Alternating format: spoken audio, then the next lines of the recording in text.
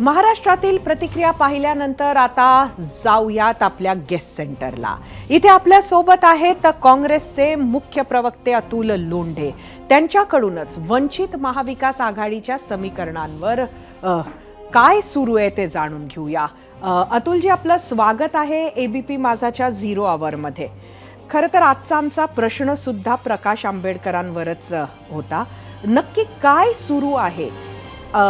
अगदी 2 दिवस आधी संजय राऊतांसह इतर नेत्यांनी वंचित बरोबर नाही अशा पद्धतीचं वक्तव्य केलं आणि आज परत सगळ्यांची भाषा बदलली। नक्की काय सुरू आहे?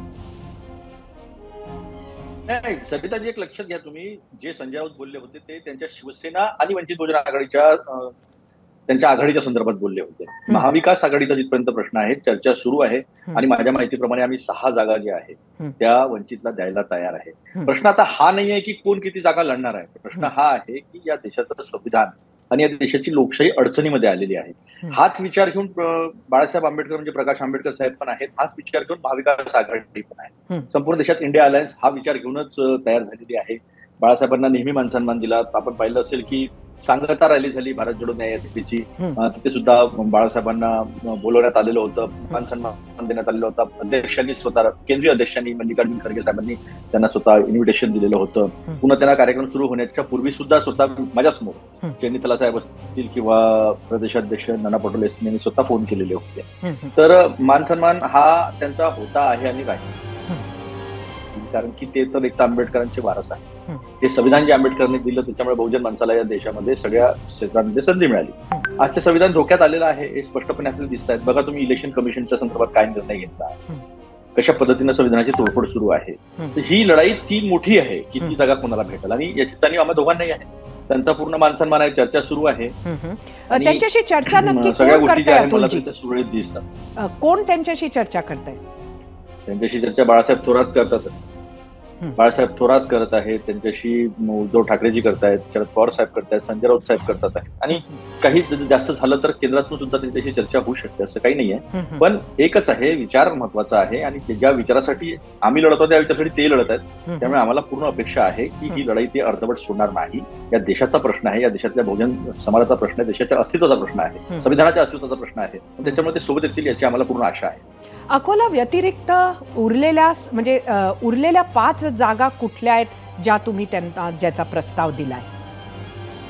मला आता शिवसेनेचा आणि राष्ट्रवादीचा नाही सांगता येणार, पण आम्ही धुळे आणि अकोला माझ्या माहितीप्रमाणे इथे जवळपास जे आहे ते काँग्रेसमध्ये एकमत झालेलं आहे। काँग्रेस पूर्णतः जाणून आहे की त्यांना सोबत असणं गरजेचं आहे। इतिहास आहे, जेव्हा संपूर्ण बहुमत काँग्रेसकडे होतं तेव्हा सुद्धा पंडित जवाहरलाल नेहरूंनी, आंबेडकर असतील, बाकी इतर लोकांना, पण विशेषतः आंबेडकरांना मसुदा समितीचं अध्यक्ष केलं होतं। त्यांनी देशाला एक सुंदर संविधान दिलं आणि त्यांना मंत्रिमंडळातही घेतलं। तर ही परंपरा राहिलेली आहे। जेव्हा देशाची गरज आहे तेव्हा आंबेडकर विचाराची लोक, त्याचा वारस असणारी लोक आणि काँग्रेस हे एकत्र आलेले आहे, हा इतिहास आहे आणि तो कायम राहील असा आमचा विश्वास आहे। अतुलजी, म्हणजे एकंदरीत जर बघितलं तर तुम्ही जशा 2 जागा सोडल्या आहेत तसं 2 जागा राष्ट्रवादी शरदचंद्र पवार आणि 2 जागा उद्धव बाळासाहेब ठाकरे शिवसेना यांनी सोडाव्या अशी अपेक्षा आहे का? नाही, असं जवळपास माझ्या माहितीप्रमाणे ठरलेलं आहे। माझ्या माहितीप्रमाणे असं जवळपास ठरलेलं आहे। त्यांना मानसन्मान आम्ही देतच आलेलो आहे। त्यांनी काही वैचारिक भूमिका ठेवली होती, जेव्हा आम्ही मॅच केली तर आमची वैचारिक भूमिका त्यांची वैचारिक भूमिका सारखीच होती। त्यांनी पहिले ते पाठवलेलं होतं, त्यामुळे आता असं काही दुमत असण्याचं काही कारण राहिलेलं नाहीये। पण उद्या दुपारच्या प्रेस कॉन्फरन्समध्ये सगळं चित्र क्लिअर होईल अशी अपेक्षा जनतेनं करावी का? असं आहे की बाळासाहेबांना आणि काँग्रेस दोघांनाही ही जाणीव आहे की आज देशाची गरज काय आहे आणि देशाच्या गरजेप्रमाणे काँग्रेस आणि महाविकास आघाडी बिलकुल 100% एक पाऊल दोन पावलं मागे घेतले। बाळासाहेब आंबेडकर जे आहे ते या विचाराशी आणि या लढाईमध्ये सोबत राहतील असा आमचा विश्वास आहे। पण उद्यापर्यंत कळेल का की या प्रक्रियेला वेळ लागू शकतो? नाही, आता इथे बसून मला ते सांगणं अवघड आहे, पण चर्चा सुरू आहे। 5 फेजमध्ये निवडणुका ठेवल्या साहेबांनी, ते आम्हाला कळलं नाही, कारण महाराष्ट्राचं लॉ अँड ऑर्डर एकदम चांगलेलं आहे। 2 फेजमध्ये आतापर्यंत आपण पाहिले, त्यांनी 5-5 फेजमध्ये महाराष्ट्राची निवडणूक ठेवलेली आहे। त्यामुळे फेज वाईज पण गोष्टी होऊ शकतात। अतुलजी, एक शेवटचा प्रश्न मी आपल्याला विचारते, सांगलीच्या जागेवरून नक्की परिस्थिती काय आहे? चर्चा सुरू आहे, आणि सांगली ही काँग्रेसची परंपरागत सीट राहिलेली आहे आणि काँग्रेसचा 100% हा आग्रह आहे की तिथे काँग्रेसचा आमचा दमदार कॅन्डिडेट पण आहे, आम्ही निवडून पण येऊ तिथे आणि काँग्रेसचाच कॅन्डिडेट तिथे राहील.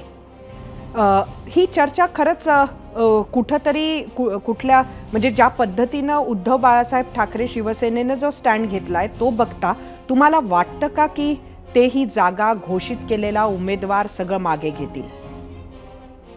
असं आहे की कार्यकर्त्यांसाठी बऱ्याच गोष्टी कराव्या लागतात, पण आम्हाला असं वाटतं की आमचा जो स्टँड आहे ही पारंपरिक जागा काँग्रेसची आणि तिथे आम्ही जिंकून येऊ अशी परिस्थिती आहे. मग जागा का हारायची? काही ठिकाणी जिथे कॉम्प्रोमाइज करायचं तिथे कॉम्प्रोमाइज केलं, पण ही जागा जी आहे ही जागा अतिशय महत्वाची आहे. आम्ही ती जिंकू आणि महाविकास आघाडीमध्ये जागा जास्तीत जास्त जिंकणं हाच पहिल्यापासूनचा मेरिट ठेवला की जो जिथून जिंकू शकतो त्याने तिथून लढावा. त्यामुळे आम्ही त्यांची समजूत घालून करून ते अडचण दिसत नाही काही. अतुलजी, अगदी जाता जाता अजून एक प्रश्न मनात आला तो विचारून जाते. चंद्रपूरमध्ये जो काही एक वाद आम्ही गेल्या काही दिवसांमध्ये बघितला वडेट्टीवार विरुद्ध प्रतिभा धानोरकर, विजय वडेट्टीवार सारखा तगडा नेता तुमच्याकडे तिथे असताना तो मैदानात उतरणार का प्रतिभा धानोरकरांच्या प्रचारासाठी? पक्षानं ह्याची काही दखल? 100% आज होते ते नागपूरमध्ये. आपण पाहिलं विकास ठाकरेंचा फॉर्म भरत असताना स्वतः वडेट्टीवार साहेब होते. वडेट्टीवार साहेबांनीच ती जबाबदारी घेतलेली आहे. मी तुम्हाला पुन्हा सांगू इच्छितो, प्रतिभा